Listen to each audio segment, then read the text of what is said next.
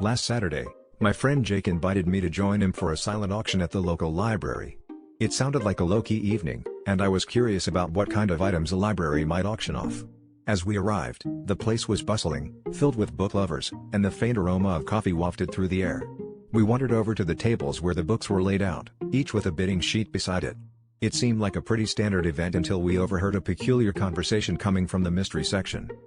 Jake nudged me and pointed towards a group of people who seemed to be in an animated discussion, yet no one was speaking.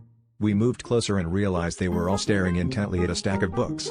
At first, it seemed like a simple misunderstanding or perhaps an intense silent reading session, but then, out of nowhere, a muffled voice emerged. "I'm worth more than you paperback," said a hardcover with a certain air of snobbery. I blinked in disbelief and leaned closer to hear another book retort, "At least people actually read me, you dusty old relic." Before we knew it, the entire table was alive with books bickering about their worth and popularity.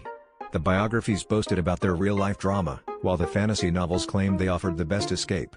Jake and I exchanged baffled glances as the crowd around us started engaging in this surreal literary debate, taking sides as if it was the most natural thing in the world. The librarians were frantically shushing everyone, which was ironic considering the books were the loudest of all. As the evening went on, the arguments grew louder, and the auction evolved into an impromptu literary roast battle. Finally, one particularly ancient encyclopedia had enough. It slammed itself shut with a thunderous clap and proclaimed, "Enough. We are all bound by the same spine-tingling purpose." The room fell silent for a moment before erupting in laughter and applause. And that's how we found ourselves in the most vocal silent auction in history, where the books weren't just up for bid, they were checking out the competition.